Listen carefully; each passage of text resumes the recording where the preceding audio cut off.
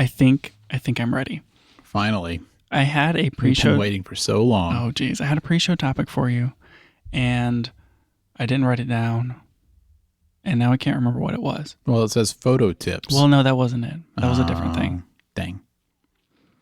Should I borrow? This isn't it, but should I borrow an on-camera flash from my dad? I can't imagine why not. Sounds like a great idea. Well, like later this week, I have that event that I'm shooting photos for and video. And like I've done this before, but it feels like the stakes are just a little higher this time. And I don't know if I've necessarily done this style thing before where I could actually envision myself like walking around with a flash on my camera and it be totally appropriate. Yeah, there aren't that many cases where you can actually do that. Usually I want to be a little more incognito. Yeah, but something, for sure. Where it's reception-esque in style. It's more accepted for you to have a flash, especially in a dimly lit interior environment. Yeah, I got you. I've never shot with a flash. Really? I mean, like I've shot with a flash as far as like set them up and like try to use it. Yeah. Impossible. Yeah. Could not figure it out. Mm-hmm. I mean, I know that flash sync is a thing. Yeah.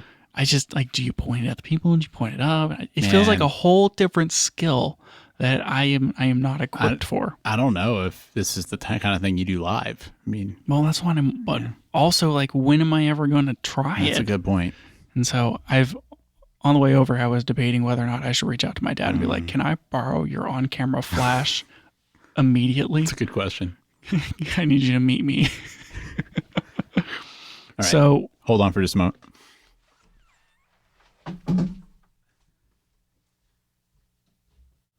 What you got there? Is that an on-camera flash? Daniel, did you just hand me an on-camera flash? I did. I think it functions too. Oh my. It says Nikon on it. It does. It says speed light. Mm-hmm. Heck yeah. You're welcome to take that if you want. Oh, I'm borrowing this for sure. You might need to buy some AA batteries on the way home. I'm going to practice with this and see if I can figure it out. And then maybe I should get like one of those rubber things to put on it. Mm-hmm. Fun fact, that was free because I owned it. And then I left the batteries in it, and the batteries exploded in it, and it didn't function anymore. And so, fun fact that you may not know is that you can contact Duracell, if they're Duracell batteries or Energizer, like any of the name brands, and you can say, "Hey, this thing broke and the batteries exploded because the batteries are bad," and they'll just reimburse you. That's incredible. And so they reimbursed me for like the current market value of the flash at that time. What? And then I was able to clean it, and I think it functions again. So maybe it works. Yes, I'm pretty sure it does work. Okay, well, I'll let you know if it doesn't. All right, and then I'm going to blame you when everything's underexposed. Yep. Okay, so this thing, you have shot this style, and I said it was different, but you shot something similar-ish recently. Yeah, and like I know what I'm doing, Daniel. Stop it. But for the sake of maybe our listeners, even though this is pre-show and no one's listening, you got any tips for me? You're coming into this. You got 2 cameras. You shooting photo, video. What you got any strategies that you learned from your most recent endeavor that you want to impart upon me? I mean, I think the 2 camera thing is definitely key. That's that really helped when I did it last time. Just not having to switch lenses, having a wide shot and a tight shot readily available. That was super helpful. I think what I've learned through some of those is that anytime you go to an event, you've got all these different types of shots you can get. So I don't just mean like wide or tight, but like usually there's different areas where different things are happening. Maybe there's like a big room where there's some stuff happening. Maybe there's like smaller like breakout areas or whatever.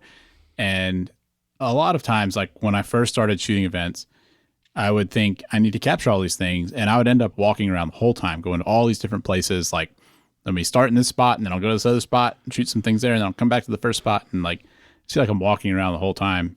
And I think you can do better if you just like stay in one place and get some really good shots there, and then like slowly move around to the other spots and not be like constantly on your feet, constantly running around. And like in the end, I think you can get a lot, like you can get the same quality of footage, but you can kind of stay in like the same mental space for the types of shots you're trying to get. And you're also not missing things because you're moving from place to place and like missing the key moments. I feel like I should look at the schedule of events and then make sure that I'm in key locations at the appropriate time. Yeah. Yeah. When there's things like that, that makes a lot of sense. Did you actively review your photos as you were taking them to make sure that you weren't missing anything for some crazy reason that was then showing up in all your photos, like bad white balance or your shutter speed was a 50th too low and so you were getting too much blur from motion? When I did it, I did have a couple of opportunities to do that because I was shooting kind of like multiple versions of the same event back to back. Right. And so that gave me a chance between them to take a look and, kind of make sure I was getting what I wanted. I do think there's value in doing that. But like for something like this, where it's not a bunch of things back to back, you don't want to spend the whole time looking at the back of your camera screen. So I think you said be careful with that. Did you create for yourself a shot list ahead of time? I did. Yeah. So I had been given one of some specific things to capture. And then, I didn't like write it down, but I kind of had in my head, I know I need these types of things. And I was sort of mentally trying to check them off as I got them. So I think all that's valuable. All right. Any other tips besides use a 75 millimeter 1.2 lens? That's a pretty good tip. You should probably use the 75 1.2 lens. And I'm probably going to be using the 56 and the 50 to 140 quite a bit. Yep, I bet. I think that, the shot that ends up being good is not always the one you expect. I got some shots that I was really happy with that weren't really planned and just kind of spur of the moment, opportunistic shots. I think that's pretty common. But I always end up with these things feeling like I have a lot of certain things and not enough of others. And so I think if you've taken 15 shots of the same thing, like you probably got a good one or at least an acceptable one. And, I think you have to like not get fixated on specific spots in the shot list. But that's something I struggle with. Maybe that's not a problem for you. Oh, who knows? I guess we'll see. I always just do laps. Yeah. Just run around full speed. Like, here's my circuit. I'm going to hit these spots over and over and over. Yeah. I think I'm going to try to not do that this time. I think it's and a good be plan. a little more tactical. Yeah. Yeah. You can because you've got to, after this event, you've got to go and edit those photos and deliver them. Yep. And you only have to deliver a few day of, I think. So, you've got time, but the more you have to go through, the longer that's going to take you. And, ultimately that costs you money if you're doing this as a business. And so, not overshooting, I think, is key too. So I should definitely leave it on CL low, not high, for my burst photos. Yeah. And just, hold that shutter down. But because it's set on like 5 frames per second, not 20 frames per second, there's less photos to go through. That's literally a quarter of the photos. Yeah, exactly. Yeah. Great advice. Yeah. Well, I'm curious to see how this goes for you. Maybe you can report back next week. It's going to go. It's going to swimmingly. Oh, I thought you were just going to stop You're there. just going to stop there. It's going to go. Well, we'll see.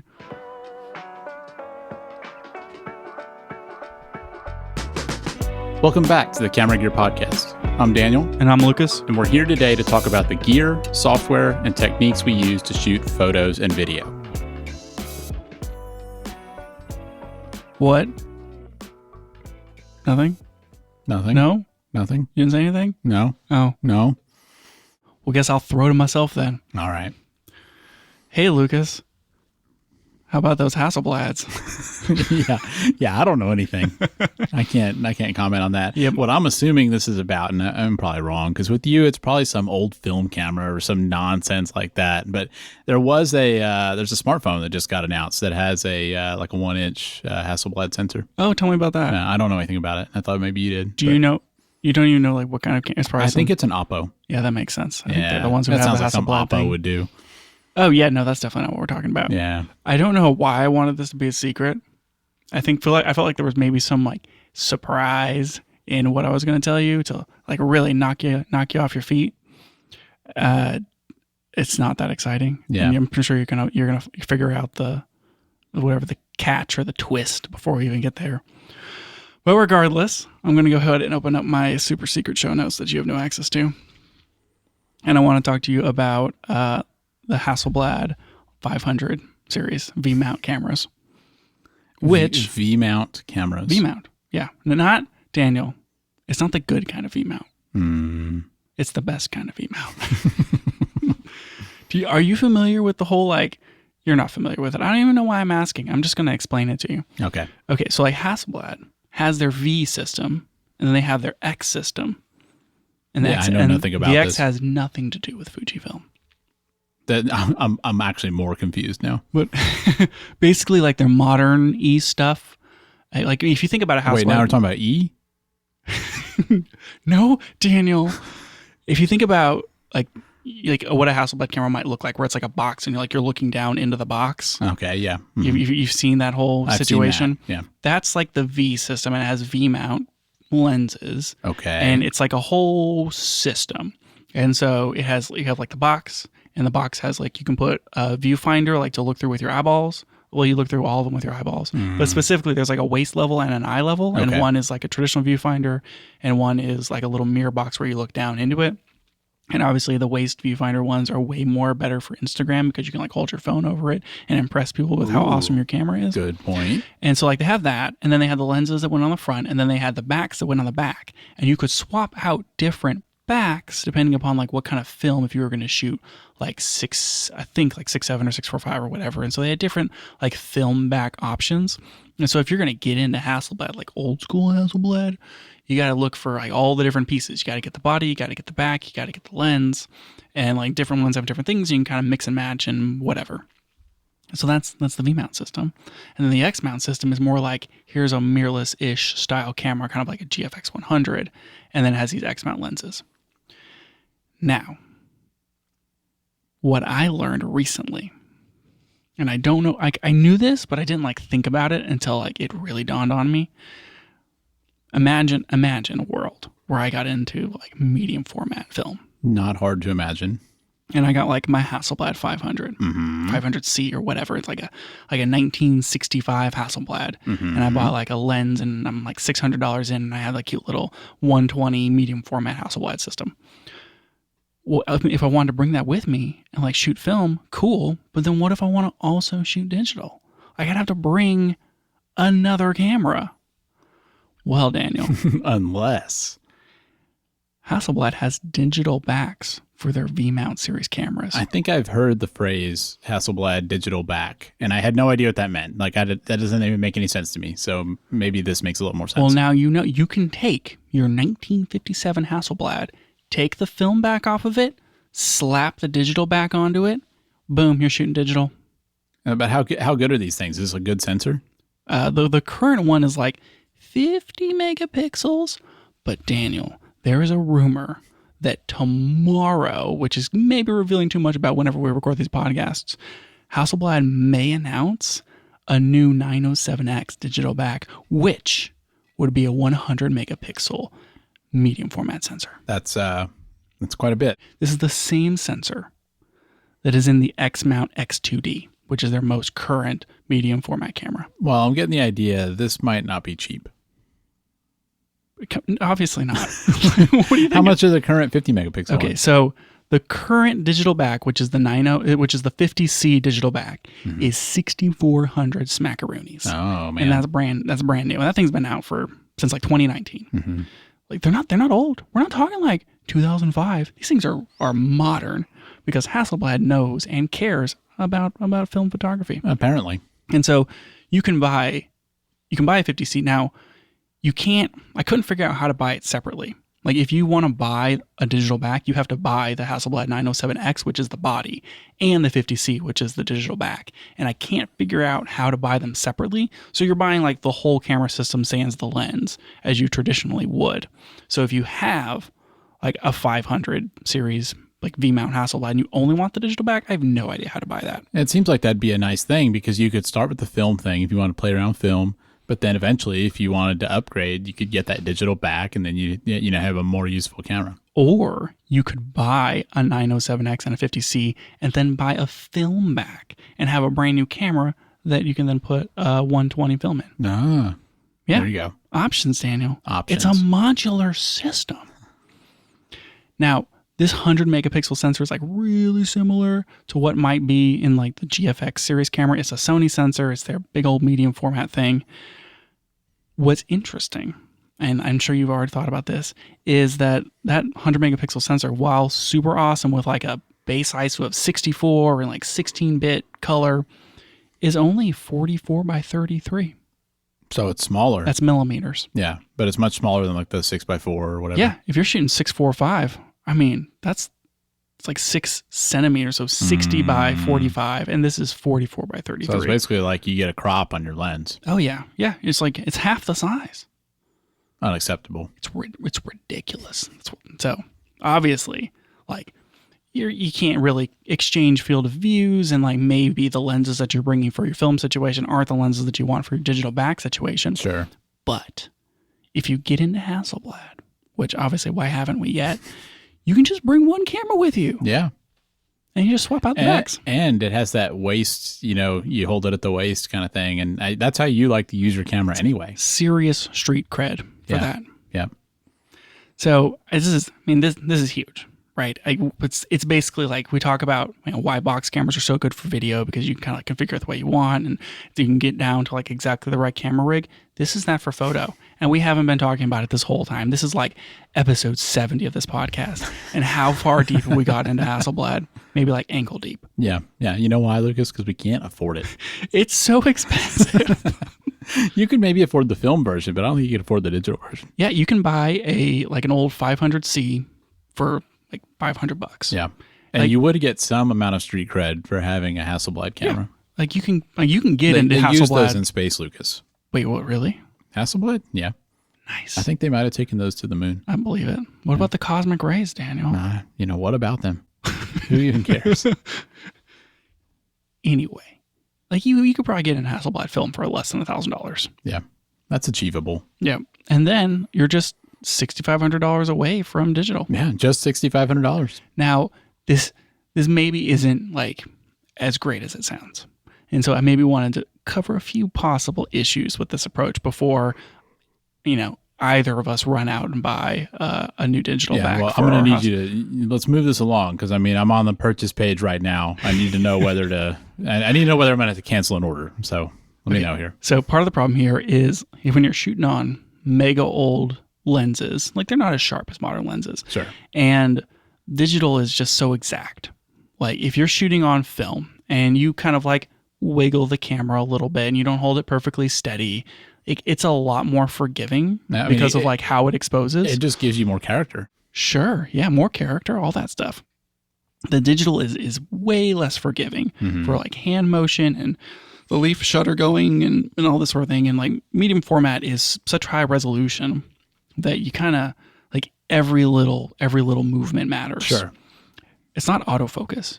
And so you have to make sure that your waist level viewfinder has the right kind of focus prism in it. Like you don't want to do like just etched glass. You might need like a split view type thing. Or else like, who knows? You're probably not going to get it in focus. Yeah, it'd be like that. What is that brand? The camera you have. Fujifilm? No, the one that doesn't take pictures in focus. Oh, my Himatic AF2. Yes, it would be like that. It would be, yeah. Actually, no, this is maybe a plus. Maybe put this in the plus column. It doesn't take pictures in focus. No, but like that's the whole problem is like the digital is so exact and sharp that getting something that's like in focus and doesn't have motion blur and like getting that critical focus all correct and blah, blah, blah is probably way harder. And then also, as aforementioned, big old crop factor. Yeah. I was kind of wondering if the crop factor might be a plus and that you'd be using the center of the lens. And so, usually the middle part of the lens is a little bit optically better. Maybe. But, in general, it's a downside. You pick a focal length you like, and then suddenly with the crop factor, it's totally different focal length. I'm super excited that Hasselblad is potentially coming out with a new digital back that's 100 megapixels. And I'm really into the idea of having a camera that can shoot both film and digital. Yeah, that's pretty unusual. I don't know if there's any other cameras that really do that. I can't think of one. Yeah. I'm sure there is, but I just can't think of it. Mm-hmm. So that's my topic. You think you'd ever get one of these film ones? I am interested in shooting 120 medium format. That's the whole reason we're here today. Yeah, that is how we got here. That is exactly how we got here. So I'm still, dabbling in 35 millimeter. I feel like I haven't quite figured that out enough to justify the cost of shooting 120. Mm-hmm. But I think that if things keep progressing, Mamiya 645 or an RB 67 or maybe even a 500C might be in my future. Yeah. Well, we'll have to wait and see. I guess we I'm will. sure you'll be taking the listeners along for the ride on that one. Unfortunately, yeah. Yes, unfortunately for us all. A lot more secret show notes. I have to put them over there so you don't take them off the show notes before we start. Yep. Yeah, that's been known to happen. Mm-hmm. All right. What's next? What? Oh, geez, Danny, you don't even know? I don't know. I mean, there's no telling what else you have in those Okay. secret show notes. Well, there's nothing else on the secret show notes. But Okay. Now, if I was going to tell you about a new zoom lens, I said, Daniel, Mm-hmm. I'm going to talk about a manufacturer that is making a crazy zoom lens. No one else makes it. It's a one of a kind. Who would you think I was talking about? Nikon, obviously. Yeah. No, I'm talking about Nikon today, Daniel. Except disparagingly, as always.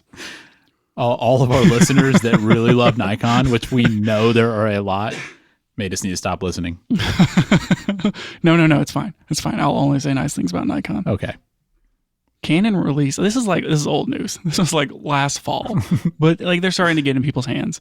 Canon has this 200 to 800 millimeter full frame That's zoom. a pretty wide range. It's a pretty wide range, but it's also I think the longest full frame lens you can buy modern. Interesting. Like we've talked about 1200 millimeter and 900 millimeter and that sort of Because thing. you can put a teleconverter on a lot of lenses. Yes, you can put a teleconverter on a lot of lenses, and there have been plenty of lenses that are longer. But if we're talking like Z, E, L, RF full frame mounts, modern, you can buy today, brand new, 800 millimeters, you're gonna be hard pressed to find anything longer than that. That's pretty long. If you're in the Sony ecosystem or L mount or Nikon, and you want their longest zoom, you're going to be in a 100 to 500 or a 150 to 600, somewhere around there. Yeah. I mean, I guess it's the case that with modern stuff, if you need longer ranges than that, really you need APS-C or Micro Four Thirds. Yeah, because it's like you're starting to sacrifice on weight and that sort of thing. That's why the G9 Mark II from Panasonic was such a cool deal. Is because it's like high resolution and you get a 2x and your lenses are way smaller. Yeah. You can buy a lens that hits 900 millimeters with that thing and shoot it handheld with no problem because of the great stabilization. Yep. What about this thing? Can you shoot this one handheld? Yeah, you could shoot it handheld. I mean, no one's gonna tell you you can't. It's got lemon lens stabilization. You know, if you got a body with IBIS in it, you know it'll work together with the IBIS, and you can shoot stable enough at 800 millimeters. Now it is f9 to f6.3. Why are you saying it in that order? I don't know because I wrote it in that order. Does that mean it's f9 at 200 and f6.3 at 800? That'd be weird. No. I'm guessing that's not how that works. It's 6.3 at 200. Okay. And it's f9 at 8. It actually doesn't get to f9 until you get to like a little past 600. Oh, okay. It's like 7.1 before that. I mean, but, that's not that uncommon for really long lenses. you know, like it's fine and it's full frame, but like if you're not shooting in full sunlight, you're going to be like, if you're shooting at 1/250 or 1/500 just to like stop motion, and you're at f9 without a teleconverter, you're going to be shooting at ISO like it's probably 1000 to 1600. Good point. And so like, Unless you're in like really bright sunlight. yeah, unless you're in really bright sunlight. So, it is kind of cutting you back a little bit. You're not going to quite get the same background blur, but everything's still going to be really compressed at 800 millimeters regardless. For sure. Yep. It is compatible with the RF2X teleconverter. Oh, man. Yeah, so you can slap that puppy on there, get 1600 millimeters at f18. You better have a lot of sunlight for that. Yeah, no kidding. So it's kind of cool.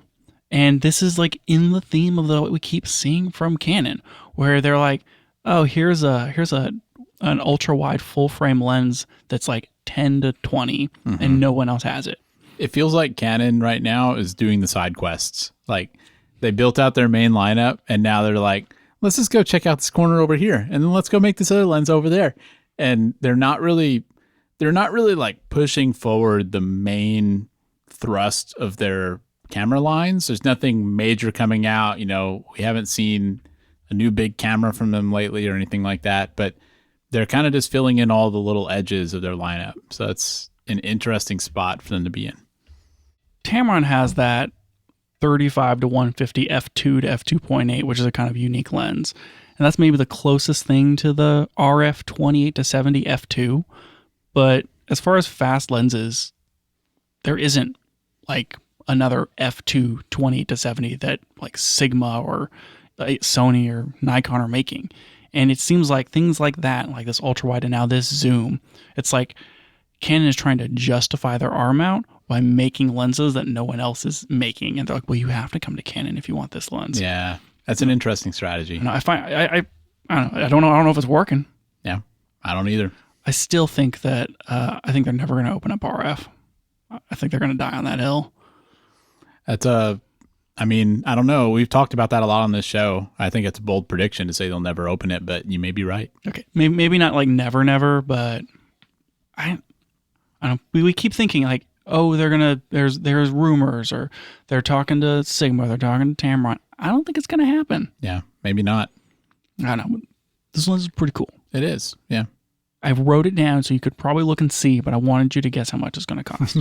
I mean, all of these Canon lenses are expensive. Mm-hmm. I'm actually surprised this one's as cheap as it is. Yeah, well, for context, if you bought the 100 to 500 L series lens, it costs $2,900. Well, I was going to say, I think I would guess that this lens would cost about $3,000. Right. And it's not. It's $1,900. They're trying to get the bargain shoppers now. Well, it's not an L mount lens, and some people just like need the reach, and so they're trying to meet people where they are. If you need a long full frame lens, well, they're trying to meet people, 800 millimeters. Sure, away, yeah, someone who's across the way quite a bit. Yeah.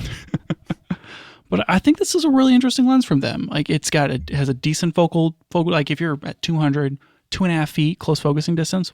Great. 800 it's like 10 or whatever, but like it's the f-stop range isn't crazy, the price is good, it's the longest zoom you can buy for full frame right now, and it's like this really interesting option that I would have expected Nikon to release this. I agree. Yeah, I mean, Nikon has always been the king of this, and when like we said at the beginning, if you think big zoom, or interesting lens, you kind of think Nikon. But I mean, I think it's great. There's people that probably need this lens, and it's not insanely priced for a Canon RF lens, and it seems pretty good. Do you think people are going to take this lens over some like 150 to 600 lens that they could put like a 1.4 on? Well, I know I wouldn't. I think I'd be more inclined to do the teleconverter thing, because then I feel like I don't know the specs on that lens. It looks like it's a 4.5 to 7.1 f-stop. Yeah. The Canon one, the 100 to 500 is. Yeah, and I mean, I would rather have that, because then if I don't need the extra reach, at least I've got a little bit of a better f-stop. And there are some situations where you can have too much reach. If your minimum zoom is 200, then that's a little limiting. So I'd be more inclined to go that way. But you're going to get better optical quality with without having that teleconverter. Sure. I mean, you can get into like a Sigma 150 to 600 for less than $1,000. Yeah, that's pretty cheap. I mean, that's like f5 to f6.3, and so if you put like a 1.4 on there, you're kind of in the same ballpark as this, like very close. It's almost like that's what Canon did, packaged it together. And so like there's like equivalent enough. I guess I'm looking at an EF lens, but there's equivalent enough if you're like in the other ecosystems and you want to put the tele on there. But like when it comes to reach, I mean, you're not going to beat this thing, right? Yeah. If you put the 2X on there, you're way out there. Yeah. Unless you're shooting micro four thirds, I guess, and like you show up with your G9 Mark II and you're like, what? I'm at like 2,000 millimeters and like my lens is not the size of my forearm. Yeah, but all those full frame bros aren't going to take you seriously because you're not shooting full frame. Like, sure, but you can get so much farther. And you can like put the camera in your pocket. I don't know about that. Not with a lens that could go out that far. But I know if I was in the RF world, I think I would be interested in this. I don't shoot a lot of like super telephoto stuff, but you like that 50 to 140 quite a bit. Man, I love my 50 to 140, and I've shot it with the 2X, which is 100 to 280, and 280 is kind of fun on APS-C. Yeah, on APS-C, so like rough 1.5 on top of that is 420. Yeah. So I've shot stuff at like the equivalent of 400 millimeters. Yeah, yeah. And that's fun. And you could imagine being twice as close. I don't know if I can. Think about that for a minute. That would be crazy. Just get a second 2X teleconverter and stack it. I need to like go on a safari or go to the zoo. Or like those are very different things, Lucas. Or start shooting like sports or Yeah, something. shoot some F1 races. Something like that. That'd be good. Could do that. Will they let me bring my camera in? Maybe if you tell them you're a camera podcaster, Ooh. you get a press pass. Does that work? Might be time to find out. I feel like I could bring a film camera in. They wouldn't say anything. Yeah, that cute little one. Yeah, have it under. I'll just wear it around my neck and they'll think it's jewelry. Yep. It's very stylish. Okay, so we're talking about Micro Four Thirds a little bit here. Yeah. Are you familiar with the channel Micro Four Nerds? I'm not, but I like it. That's clever. It's pretty good. I watched some of their videos a little while back, but I don't really pay too much attention to Micro Four Thirds anymore. Yeah, it kind of feels like it's lost its, like it's not, it's had its day and that day has passed. Yeah, well, I mean, Micro Four Nerds covers some pretty wide span of Micro Four Third cameras. I would old expect stuff, nothing new less. stuff. Check it out or don't. I don't care. Whatever. They have a video on this next thing that I want to talk about, and I haven't watched it. Oh, I'm coming into this cold, all right. but with hot takes. I like it. I want to talk to you about. Have you heard about the Alice camera? No. Tell me more. Oh my gosh, Daniel! I'm going to read you this quote that I pulled from some unknown source. Okay. I probably should actually tell you the source because it's inappropriate for me not to. It wasn't this wallpaper thing. It wasn't this thing either. Was it a wallpaper? It was not Petapixel. It wasn't this Indiegogo campaign. Was it this Medium blog post? Is this good radio, Daniel? Yeah, people are loving this. Oh, I knew it. We're just losing listeners left and right. Oh, geez. Okay, well, I can't find the sauce of the quote, but someone who was interviewing like the people who make this camera, and they were asking him about the AI because Daniel. I mean, what interview today doesn't ask about the AI? This camera has AI, and so I'm going to start with. I don't know if you've read these notes yet, but I'm going to start with telling you that it uses your smartphone and it has AI, and then I'm going to read you this quote, and I want you to tell me what you think this camera does. All right. AI is causing fundamental changes in how content is created, shared, and consumed, and the Alice camera is designed to harness it. We have already collected over 5 million images from open data sets to train our AI models. Now we're building our proprietary image database to further train and enhance our novel end-to-end AI pipeline for professional imaging. Man, when I see AI pipeline and professional imaging, those things do not sound like they go together.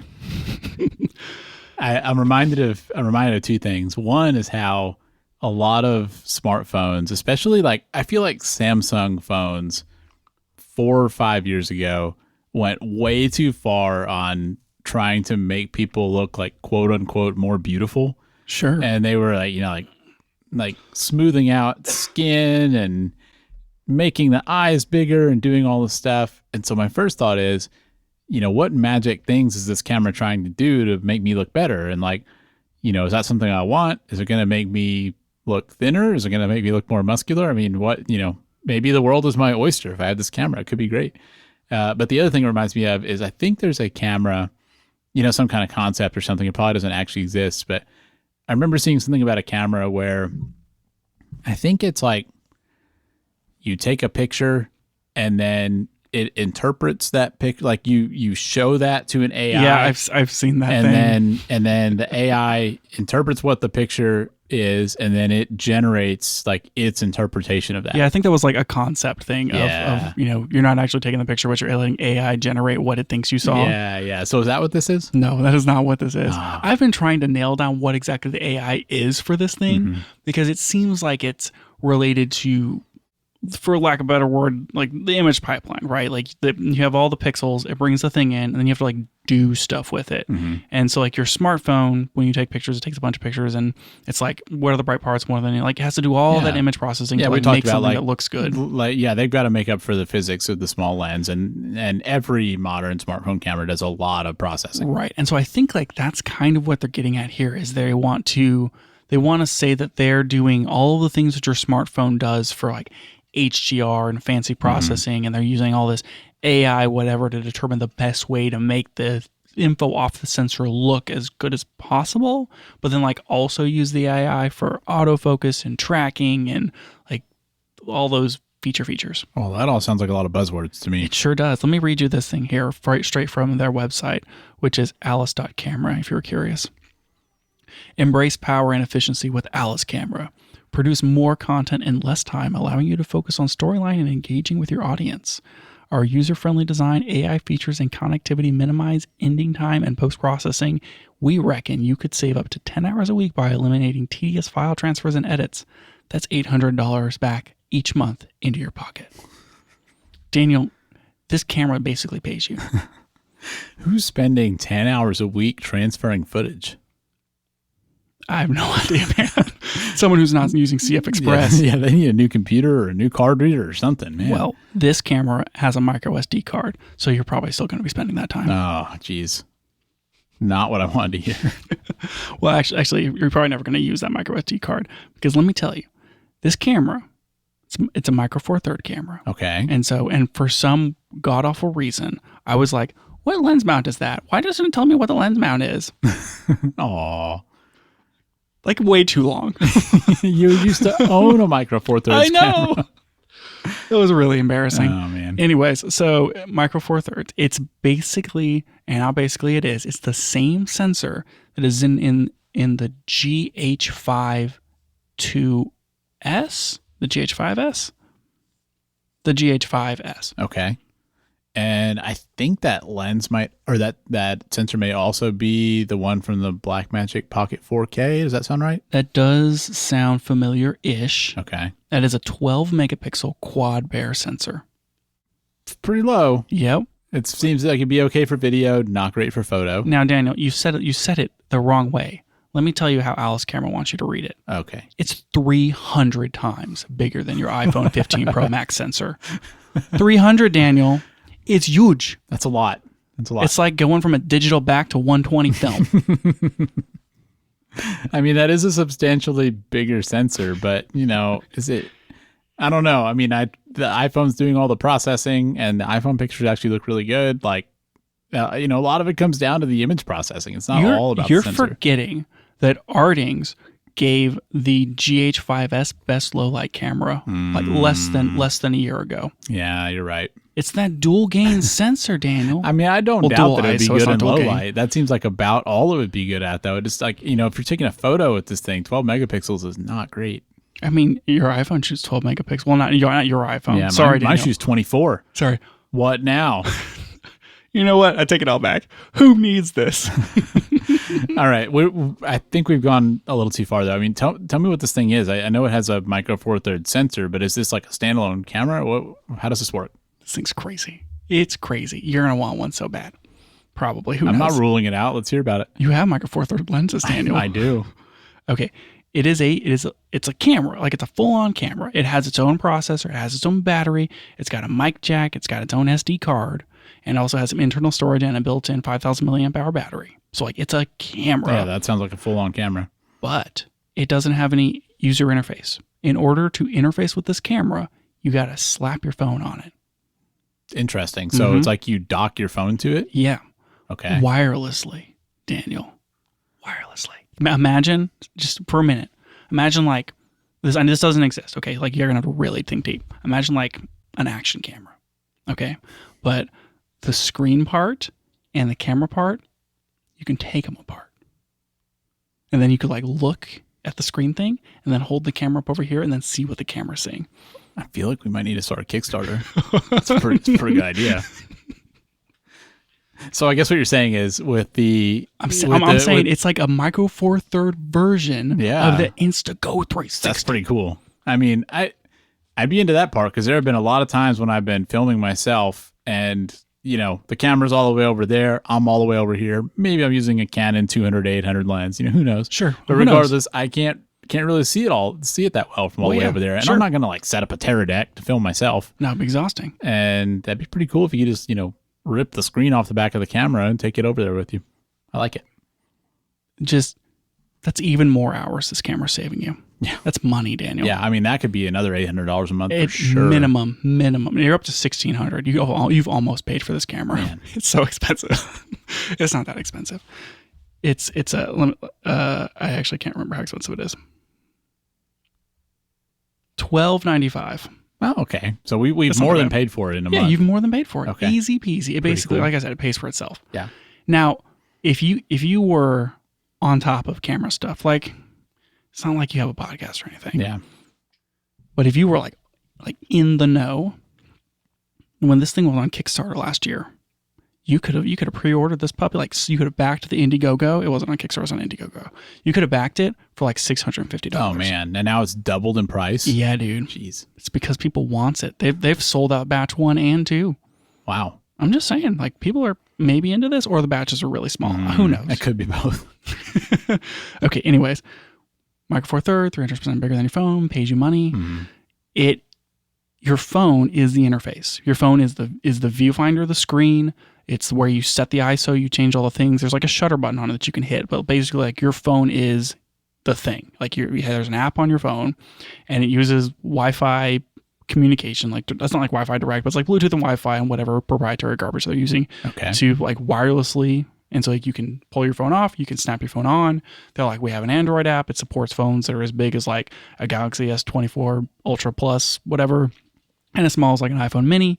And you like whatever phone you have, bring your Android, bring your iPhone, don't bring your Windows phone. Because if all the processing is on the camera, then it doesn't matter what phone you have. Exactly. And so that's what they're saying is like, we have this quad core Qualcomm processor, and we're licensing something similar to the Tensor TPU like AI processing unit that Google has. They're licensing that technology. Okay. And so they have like an AI processor and they have a quad processor on there. Well, that at least explains the price. I mean, they've got a lot of stuff going on there. The camera is doing all the things. And then you have the software on your phone that's like doing all the interface.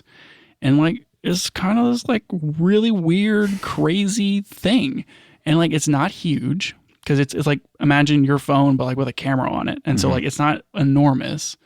And it's Micro Four Thirds, so like the lenses aren't huge, and you can adapt basically anything to Micro Four Thirds. Yeah. And they're touting like all like the most absurd tracking features of like, here's this video that I'm going to shoot, and it's like highlighted this dog or whatever. And it's like tracking the dog. And like, it's not just like the AI. It's not just a box on the thing. It's like highlighted the thing, and it's like, look how cool and best user interface and blah, blah, blah. I don't know how like vaporware-y this stuff is going to work, but what's being promised is kind of cool. Yeah, that seems kind of neat. I don't know. Like if I was a technology optimist, I would be mega into this. Instead, you're very much a technology pessimist. Well, yeah, unfortunately. I mean, you are into film. I think this is kind of cool. I mean, you know, as much as I use my phone to take pictures, there's clear downsides to it compared to a larger sensor. We've talked on this show before, I think, about how we'd like to see, you know, some like a bigger sensor on phones. Like it's always interesting seeing a 1-inch sensor phone or whatever. And I mean, for example, if Apple came out with something like this, I would probably buy it. And that's kind of where my concern is that it's not, you know, tightly integrated with the phone manufacturer. And I've used so many apps that, you know, are supposed to interface with some other hardware device, and it's great when it works, but you know, there's sometimes a little lag, or sometimes it won't connect or whatever. And those are things that I don't want in my camera. You know, I don't want to press the shutter button and have there be some weird little lag before it takes the picture. I don't want to be trying to capture a shot and, oh no, like the app won't connect. Let me, you know, cycle my Wi-Fi off and turn it back on. And hopefully it'll connect now. Like I don't want any of that. And so it would have to be rock solid to be worth using. But other than that, I think the idea of having the phone be the interface is pretty cool.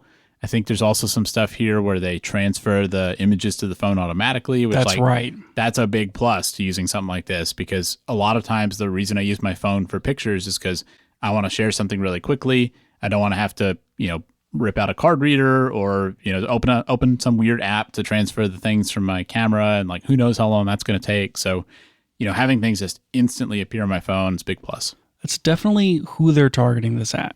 Is like you slap your phone on the back of this thing, you shoot your vertical content, and then it syncs to your photo library, Google Photos or iCloud or whatever.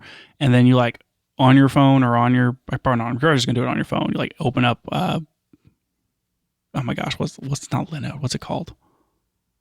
Lightroom. No, the other one for video.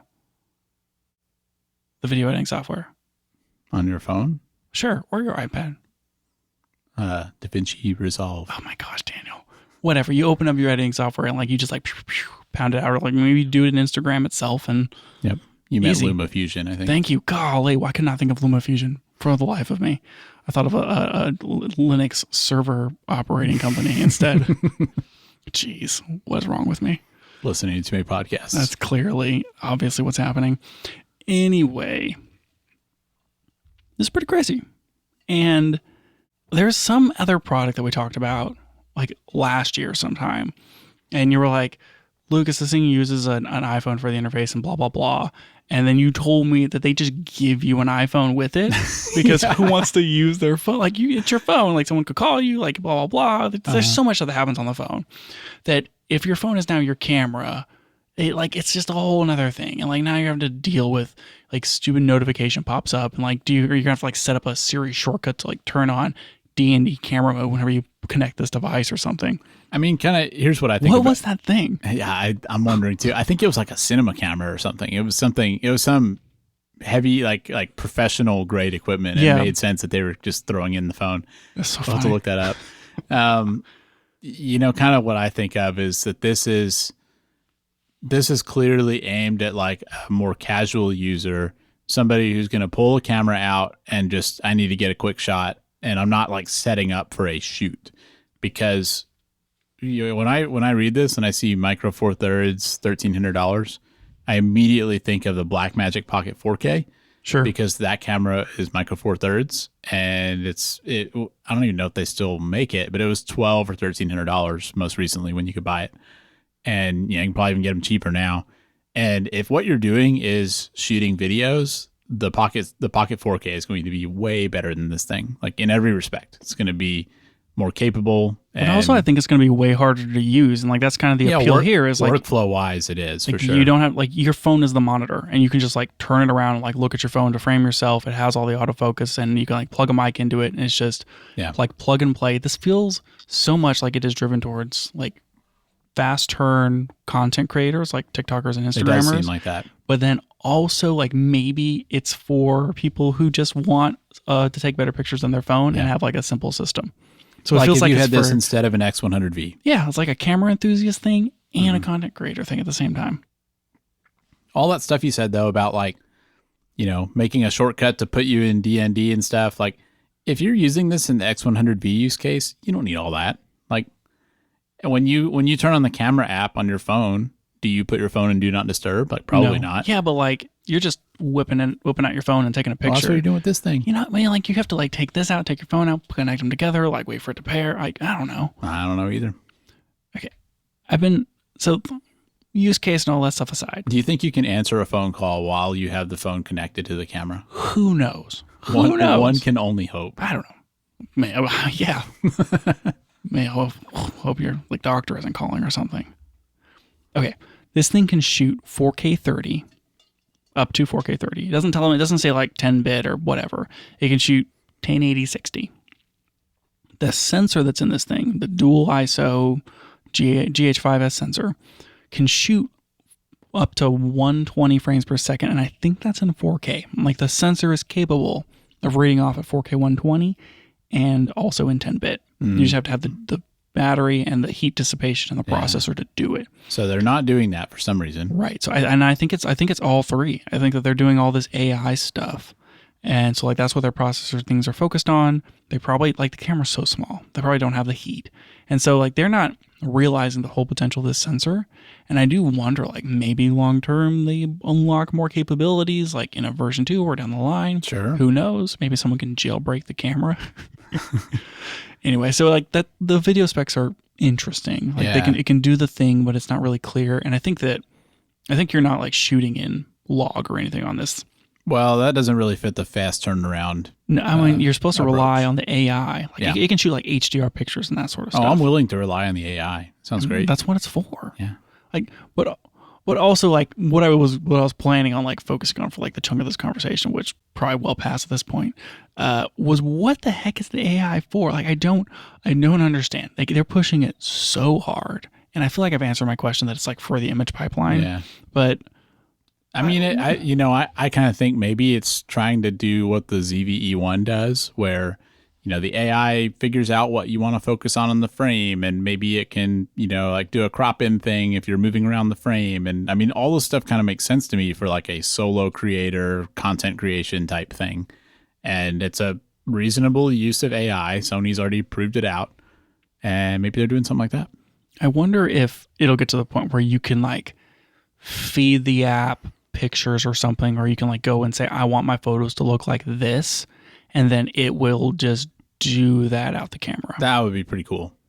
I could see it. I mean, when you use something like ChatGPT, like the stuff that I've done with AI, it works really well with examples. If you tell it what you're looking for, it does really well. And so I think that's a pretty cool use case. So like, I'm not saying that it does do it. Like, who knows? Yeah. But if they're selling AI so hard, like you can go to ChatGPT and say, make me this film simulation, and it'll tell you what settings to put into your Fuji camera, like make that film simulation. Mm-hmm. And so if like you could do that with this and say, like, I want my images to look like this style, and then it can do its thing. That'd be pretty cool. It'd be pretty cool. Yep. So, and now I'm like imposing wishes upon a product that I'm probably never going to buy. Yeah.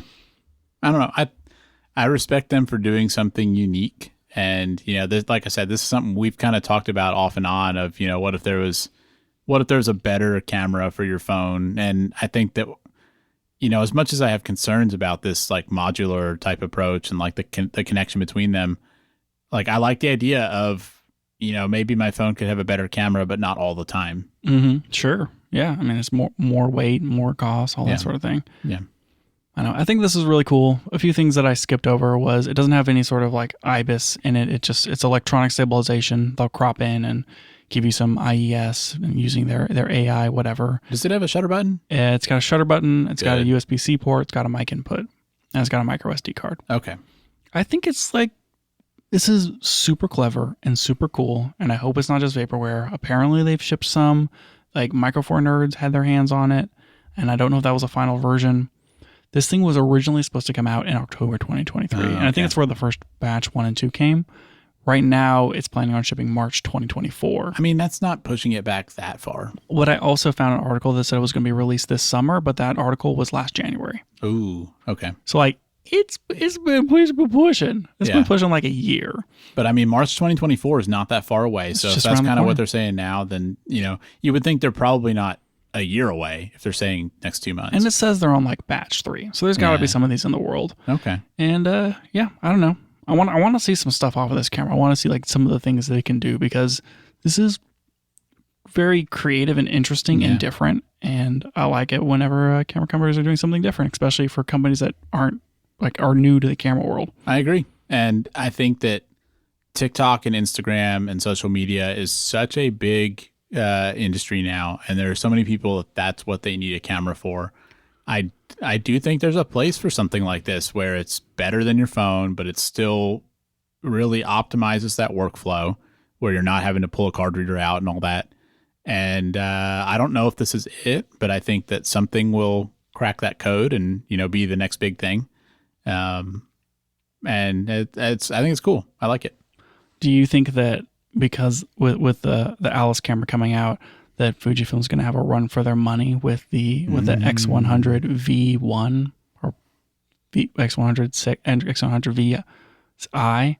I really don't think so. X100 6. I did kind of wonder that, but I really don't think so. I think it's a different market.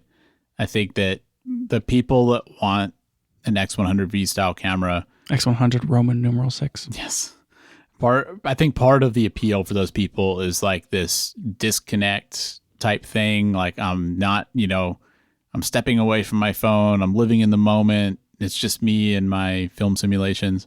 And, one problem with this thing is that you're still tied to your phone. And for some people that's a feature. For some people it's not. So I think that's a distinct market. Yeah, totally different, I guess. I mean, if you have that new X app, not that one, Daniel, you can the X100 V will just automatically copy pictures to your phone. Yeah. Same thing. Good point. Yep. Just got to have your phone in your pocket. Yep. Connected all the time with Bluetooth. Yep. Get sending your location to X app. Mm-hmm. Not that X app. Oh. The other one. Dang. Sorry, Elon. That's it for the show today. Thanks for joining us. And if you liked it, tell a friend so they can check it out too. You can find out more about the show at www.cameragearpodcast.com, and you can find us on Twitter at CameraGearPod. We'll be back with more next week.